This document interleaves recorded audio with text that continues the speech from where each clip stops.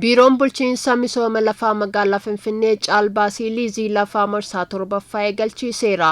Saganticha irratti kan argaman hoogganaan biiroo bulchiinsa misooma lafaa magaalaa Finfinnee obbo Mokonnin Yaa'ii qabeenya lafaa magaalaa Finfinnee ammayyeessuun karaa haqa qabeessa ta'een bulchuu fi fayyadamummaa lammiilee mirkaneessuuf xiyyeeffannoon hojjetamaa jira jedhaniiru.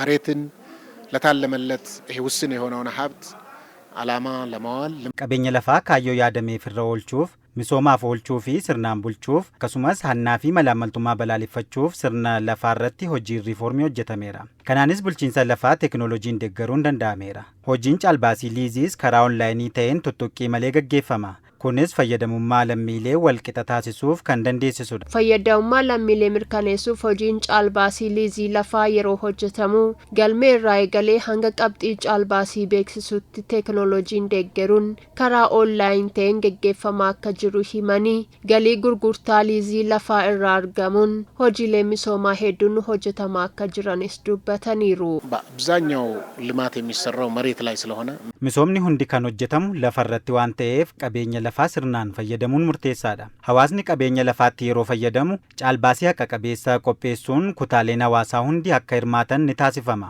Galii kanarraa argamus deebisuun hojiileen misoomaa garaagaraa hojjetamaa jiru.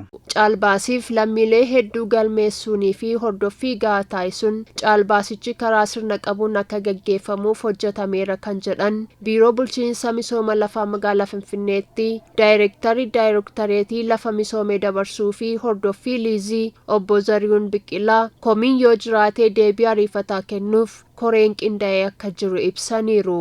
በጣም ፍትሃዊ ነው ብለን ነው የምናስበው። caalbaasiin kun haqa qabeessa jennee yaanna ta'us garuu qaamni komii hin qaba jedhu yoo jiraate koreen qindaa'ee waan jiruu fi saayitii kamittuu komii isaa dhiyeeffachuu ni danda'a. Garuu komiin akka hin jiraannee fi hojiin hunduu teekinooloojiin kan deeggaramedha. Hojiin caalbaasii liizii lafaa karaa teekinooloojiitiin deeggarameen gaggeeffamuun isaa haqa qabeessummaa isaa kan mirkaneessudha jechuun hirmaattonni caalbaasichaa himaniiru.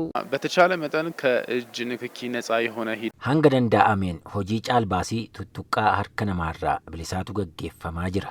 መሬት ላይ በጣም ግልጽ ጨረታ ነው ያለው። lafarratti caalbaasii ifaa ta'etu gaggeeffama. baay'ee namatti tola. Caalbaasiin yeroo banamu nutis ni hordofna. Kanas sirnaan akka beeknu ni taasifama.